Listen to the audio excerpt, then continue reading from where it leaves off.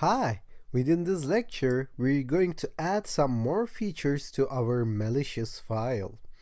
Like if I double click on it right now, it shows the PDF to the user, but at the background we also see this terminal. And I mentioned that we're going to see how to delete or hide this terminal from the user. Okay, so let me clear this screen and run my previous commands.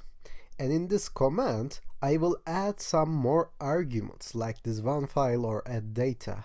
And the argument that I want to add is this -- no console. And all you have to do is this actually. If you hit enter, it will compile this code without a console. So if you double click on the disk right now, and if you just run this executable, you will see that user will no longer see the console, the terminal, or command prompt. He or she will only see the added data, added file. But at the background, our virus is also running.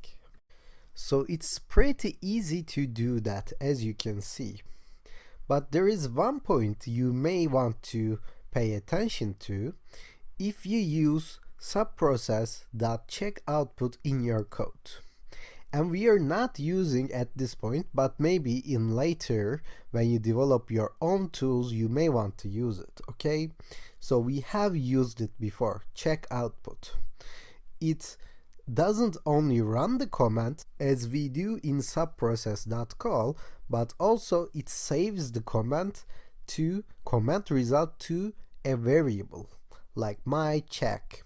Okay, and as you might remember, we give the command in a string and then say like command here. Okay, you can say ipconfig for instance, and then say shell is true.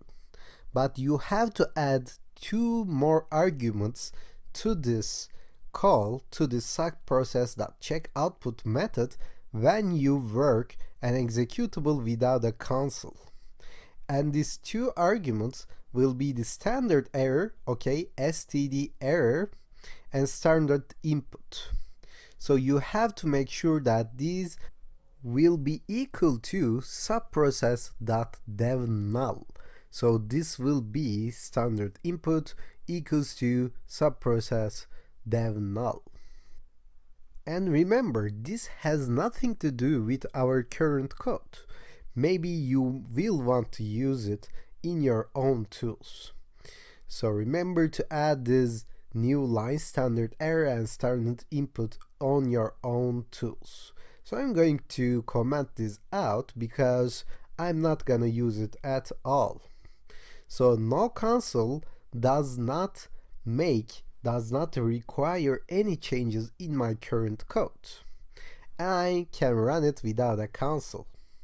So how do I change the icon itself? Right now it shows the PDF, but it doesn't have a PDF icon. So let me try and find some PDF image from internet. So let me Google or Bing PDF icon, okay? And you may choose whatever you want from the images. I believe this is the current one. So let me go to images and click one of it and download this PDF file.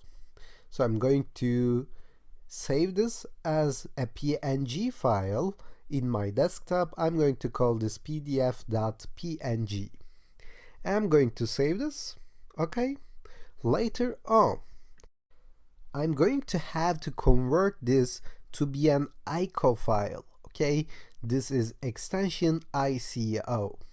So right now I have this PNG file and I have to convert it.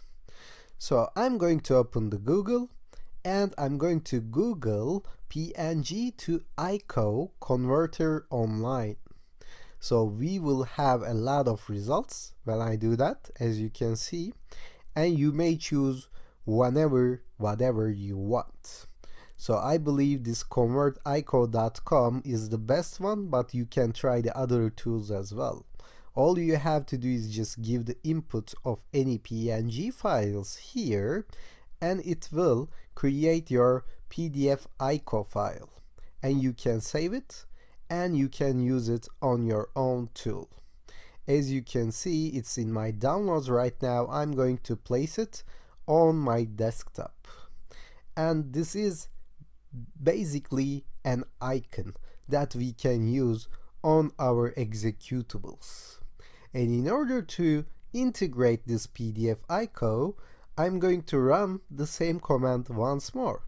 So let me clear the screen, and with no console, I'm adding an icon feature here as well. So I'm going to say icon, then I'm going to specify the path of the icon.